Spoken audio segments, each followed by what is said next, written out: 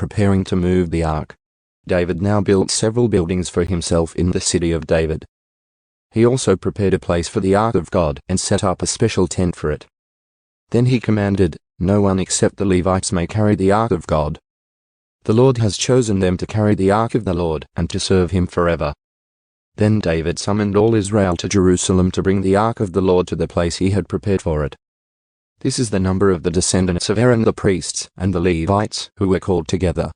From the clan of Kohath, 120, with Uriel as their leader. From the clan of Merari, 220, with Asaiah as their leader. From the clan of Jishan, 130, with Joel as their leader. From the descendants of Elizaphan, 200, with Shemaiah as their leader.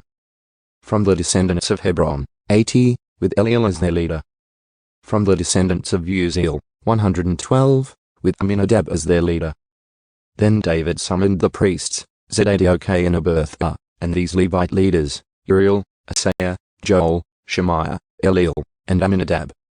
He said to them, "You are the leaders of the Levite families. You must purify yourselves in all your fellow Levites, so you can bring the ark of the Lord, the God of Israel, to the place I have prepared for it. Because you Levites did not carry the ark the first time, the anger of the Lord our God burst out against us. We failed to ask God how to move it properly. So the priests and the Levites purified themselves in order to bring the ark of the Lord, the God of Israel, to Jerusalem.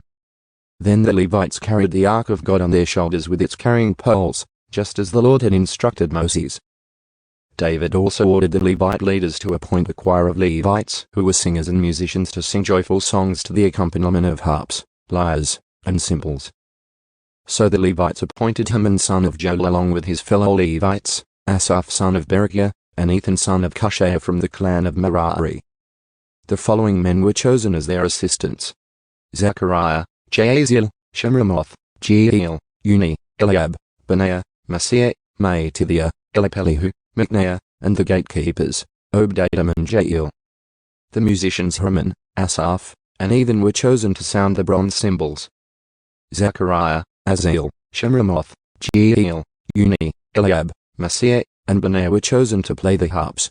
Mattithiah, Elipelihu, Micneiah, Obed-Edom, Jeiel, and Azaziah were chosen to play the lyres. Conaniah, the head Levite, was chosen as the choir leader because of his skill. Berechiah and Elkanah were chosen to guard the ark.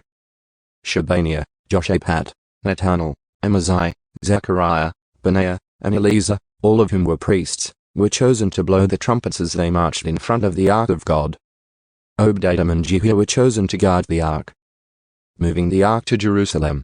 Then David and the elders of Israel and the generals of the army went to the house of Obed-Edom to bring the ark of the Lord's covenant up to Jerusalem with a great celebration.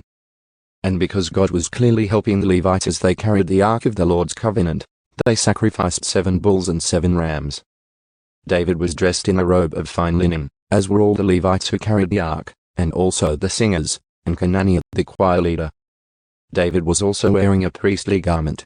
So all Israel brought up the ark of the Lord's covenant with shouts of joy, the blowing of rams' horns and trumpets, the crashing of cymbals, and loud playing on harps and lyres. But as the ark of the Lord's covenant entered the city of David, Michal, the daughter of Saul, looked down from her window. When she saw King David skipping about and laughing with joy, she was filled with contempt for him.